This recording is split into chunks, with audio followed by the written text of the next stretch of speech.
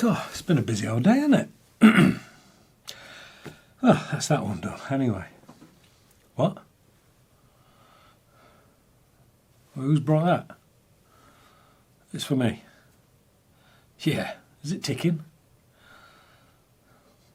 Latest gun. Like what? Just take a look. Yeah, okay, I get the message. I get the message. Just take a look.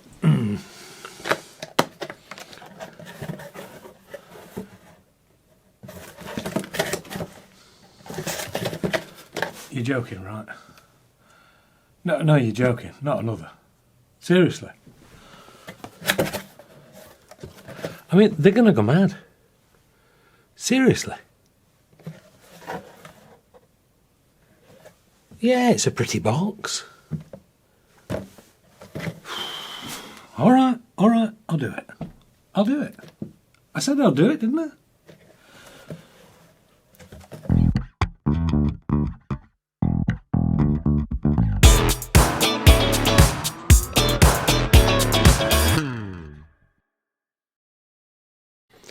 Hello and welcome to AAR on Air. And yes, just for a change, it's Glock time. Well, Umarex, I suppose if you bought the rights to the name, you may as well make the most of it. But come on. Anyway, I've already established the best one is the Glock 17 Gen 4. So what is this G19X all about? Let's take a look then whilst I've got it here, shall we? First thing is the colour. Boy, am I gonna get some comments on this. FDE or is it sand? Maybe green. Greenish brown. Olive maybe. No, you're all wrong. It's coyote. Hey, I only review them. I don't name them. Anyway, in my defence, I'm colourblind. But it's a BB CO2 blowback with lock open after last shot. It's a 17 Gen 4 then, isn't it? Nope, it's not. So, direct comparison coming up shortly. Firstly, the walk around. It's square, so it's a Glock. It's got a safety on the trigger, so it's a Glock. It has tastefully discreet markings on it, so it's a Glock.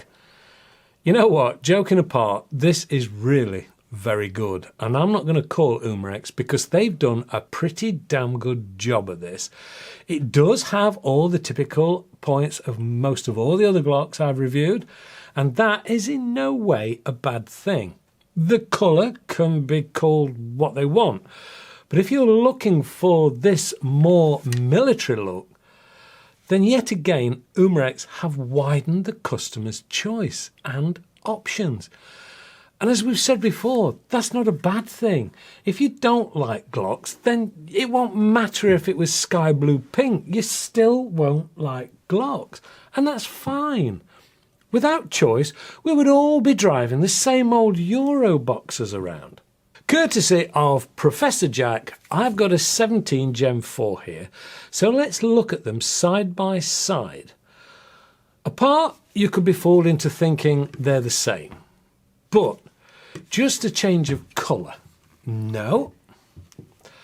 The 19X is shorter at about 19 centimetres.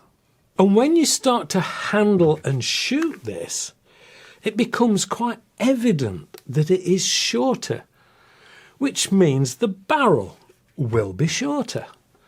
The underside rail is shorter too. It weighs in at 700 grams, but still has enough of a weighty feel to it. The top sights are open and fixed, but of a different design.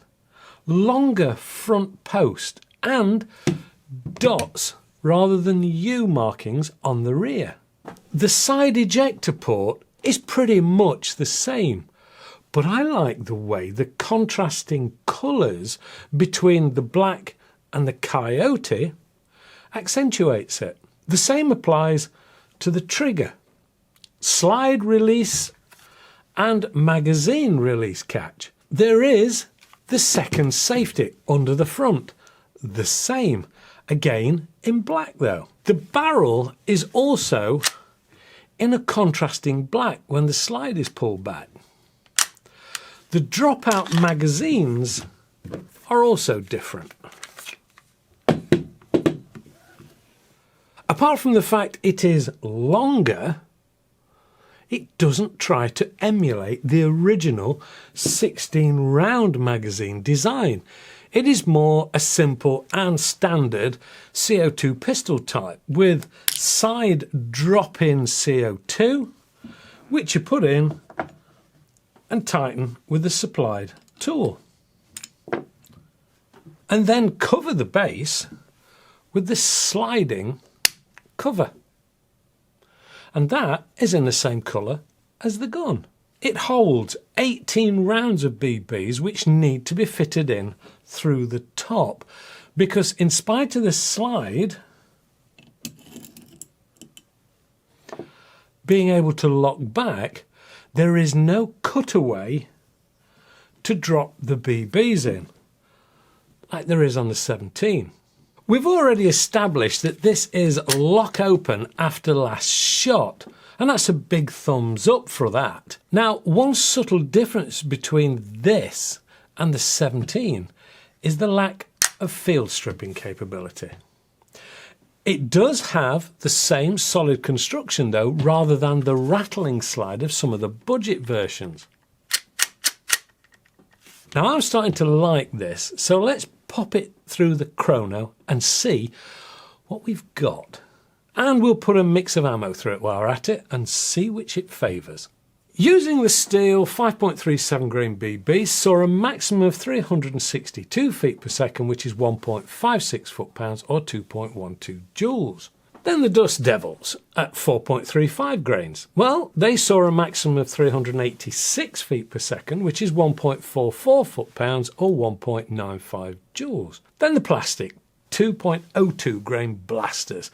Well, they saw 519 feet per second, which is 1.21 foot-pounds or 1.64 joules. Next up then, let's see if that shorter smoothbore barrel can hit anything. 10 metres then. Here goes.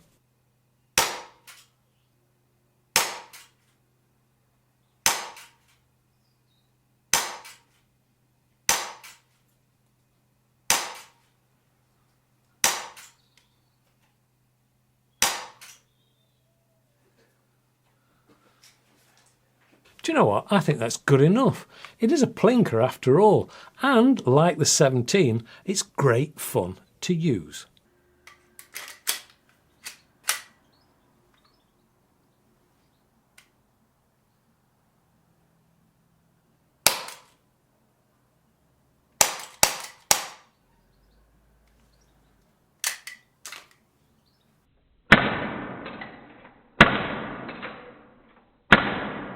It has a trigger pull weight of about 6 pounds, and I love the louder sound from the plastic ammo and the harder blowback action to add to the realism.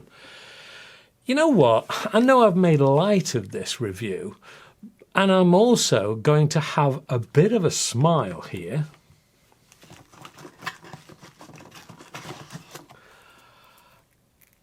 About the patch in the box.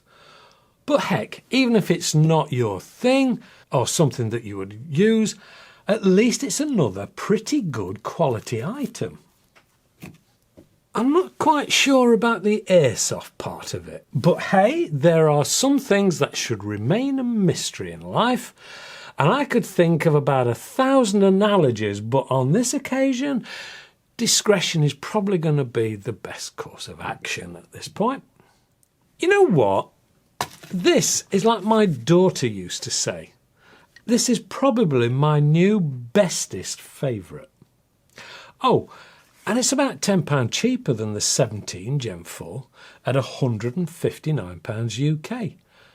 And, furthermore, I even like the rather nice gold box it came in.